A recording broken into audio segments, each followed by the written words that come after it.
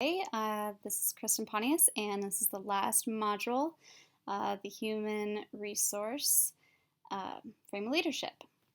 So here's what I thought about the Human Resource Frame of Leadership according to Bowman and Deal. I thought it was pretty cool that he thinks of the organization as a family. This kind of goes along with my own vision and kind of how I perceive being a leader of a school. He said everyone has a job and a purpose working together for the same goal with a different set of skills, needs, and different types of relationships with each other.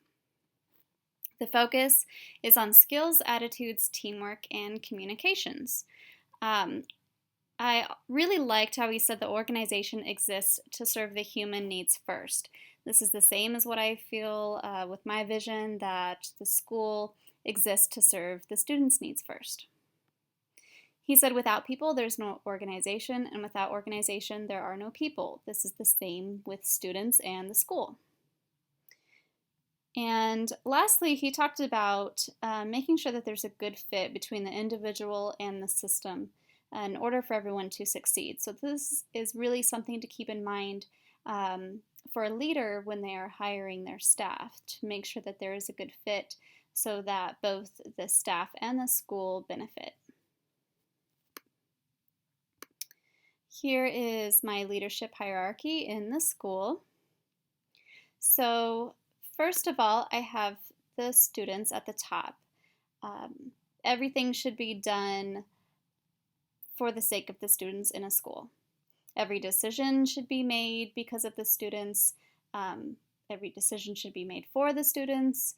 And without the students, there's no school, therefore there's no principal.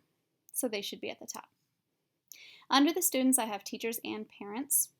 Teachers are hired to teach the students. Their first need should be to meet the needs of the students.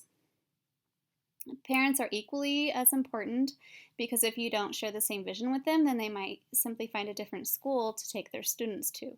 So I really think that teacher, parent, principal kind of triangle everyone should be on the same page and share the same vision for the sake of the center of the triangle, which would be the students.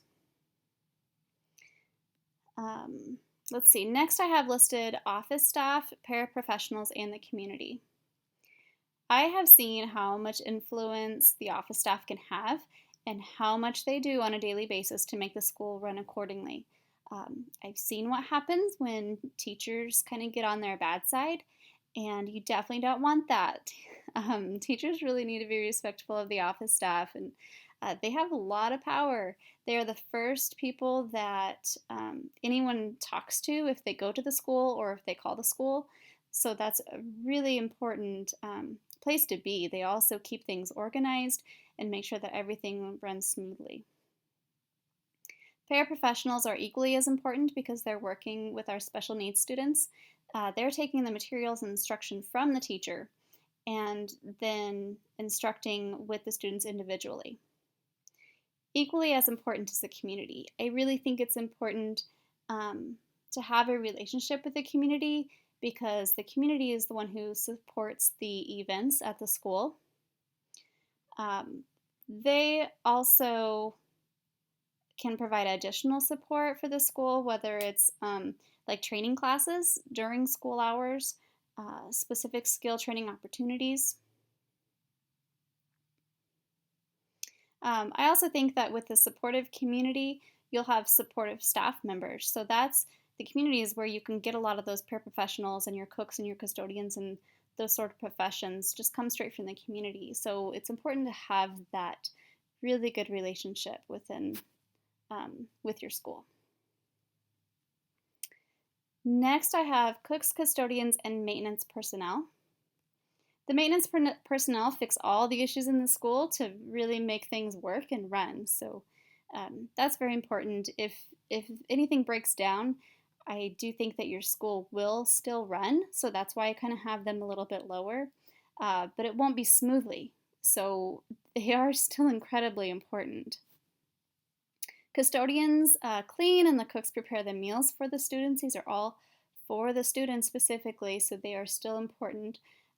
Also, I think it's important to note that they're often the ones who notice the students who are lonely or just might need extra help, as they see students kind of in a different element than teachers might in the classroom.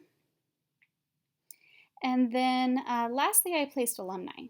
So a lot of times when students graduate, uh, they might not stay within the community. If they do stay within the community, then they become one of those other groups mentioned before, which was community or parents, or they might come on as a staff member or even be a teacher. So this alumni I kind of grouped at the bottom because I don't consider alumni, if they already fit in one of those other groups, then I see them as somebody who's left the community and has not come back.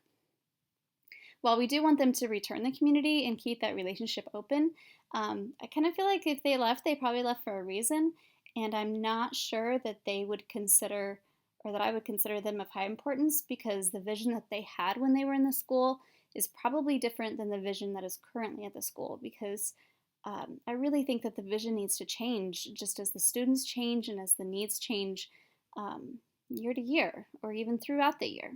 So that's why I kind of just placed them at the bottom. I think I placed everything. I hope everyone has a great summer, and I hope you enjoyed my screen recording. Thanks.